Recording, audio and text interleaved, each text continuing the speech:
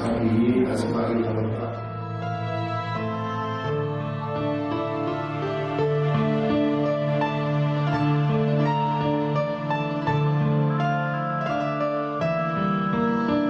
Ini Rasulullah SAW ada contoh suri teladan yang baik bagimu. Bagi siapa?